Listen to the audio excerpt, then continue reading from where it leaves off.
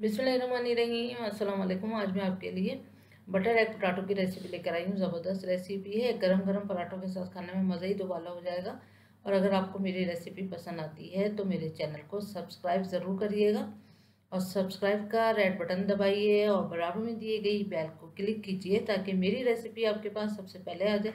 अब आते हैं हम रेसिपी की तरफ। तो यहाँ पर एक पतीली में हमने 5 टेबल स्पून के जितना ऑयल डाला है।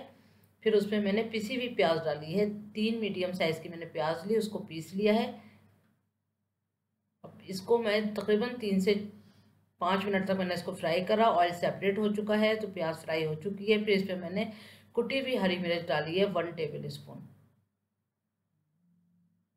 इसको 1 मिनट फ्राई करा। फिर अदरक का पेस्ट जाएगा 1 टीस्पून, लहसुन का पेस्ट जाएगा 1 टीस्पून। लहसुन अदरक का पेस्ट डालने के बाद भी मैंने तकरीबन 50-60 सेकंड इसको फ्राई करा है ताकि इसकी रॉ स्मेल ख़त्म हो जाए। फिर इसमें हल्दी पाउडर जाएगा 1/2 टीस्पून,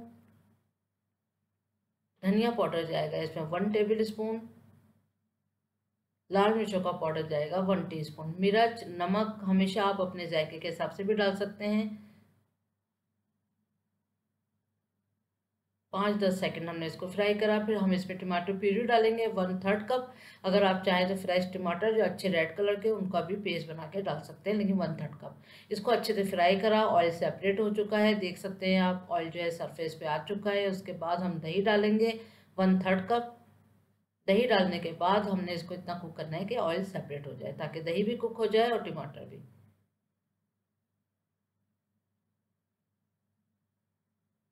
थोड़ी देर हम इसको ढक के कुक होने देंगे। इतनी देर में ये पकता है स्लो आंच पे। इतनी देर में हम यहाँ पर 2 टेबल स्पून हमने एक पैन में ऑयल डाला है और उसके बाद हमने 3 अंडे लिए हैं। आप 4-5 भी अंडे ले सकते हैं। उसके बाद फोक की मदद से अंडों को ऐसे कर लें, छोटा छोटा सा होल कर लें ताकि ये ऑयल में जाके फटेंगे नहीं। उसके बाद हमने 2 मीडियम साइज़ के आलू लिए थे, उनको भी क्यूब में काट लिया है। आप देख सकते हैं किस तरह कटे हुए हैं। इसको इतना फ्राई करा कि अच्छा गोल्डन कलर आ गया अंडे पे भी और आलूओं पे भी। सिर्फ 1 से 2 टेबल स्पून ही ऑयल में आपने इसको फ्राई करना है, बहुत ज़्यादा ऑयल नहीं डलेगा।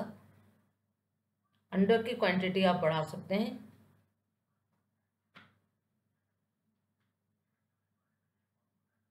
उसके बाद जब फ्राई हो जाएं तो सारे अंडों को और आलूओं को निकाल लेंगे। यहाँ पर हमारी ग्रेवी भी रेडी हो चुकी है। ऑयल जो है अच्छे से सरफेस पे आ चुका है। बहुत स्लो आंच पे हमने इसको पकने के लिए रख दिया था। उसके बाद हम यहाँ पर 2 कप जो है वो पानी डालेंगे। आप अपनी मर्ज़ी के हिसाब से पानी का इस्तेमाल कर सकते हैं, लेकिन ये याद रखिएगा ये पतली ग्रेवी नहीं होती है, थोड़ी सी थिक होती है। अब इसमें हम अंडे और आलू डाल देंगे। अब मीडियम टू लो फ्लेम पे हमने इसको इतना कुक करेंगे कि आलू गल जाएं। और इसमें नमक डालेंगे 1 टीस्पून। नमक को अच्छी तरह मिक्स कर देंगे। उसके बाद हम ढक के आलूओं के गल जाने तक हम इसको कुक करते हैं। देखें आलू जो है हमारे जो है कुक हो चुके हैं, ये रेडी हो चुकी है। पानी भी थोड़ा ड्राई हुआ है। अब यहाँ पर हमने क्रीम डाली है 1/4 कप। 1/4 कप 3 टेबल स्पून के करीब जो है वो क्रीम डाली है हमने। कोई सी भी क्रीम का इस्तेमाल आप कर सकते हैं। अच्छी तरह से हमने इसको मिक्स करा। मिक्स करने के बाद बिल्कुल स्लो आंच पे 1 मिनट तक कुक करेंगे, बस इससे ज़्यादा नहीं, ताकि क्रीम जो है वो गर्म हो जाए। ये देख सकते हैं आप, ये हमारी ग्रेवी जो है वो अच्छे से रेडी हो चुकी है। बस अब इसको डिश आउट करते हैं। बहुत ज़बरदस्त रेसिपी है, ज़रूर ट्राई करें। बच्चों को भी बहुत पसंद आने वाली है और बड़ों को भी, और बहुत मज़ेदार है। हरे धनिया से गार्निश करें। उम्मीद करती हूँ आज की रेसिपी आप लोगों को ज़रूर पसंद आई होगी। ज़रूर ट्राई करिएगा। Thank you for watching. अपना ख्याल रखें, दुआओं में याद रखें। अल्लाह हाफिज़।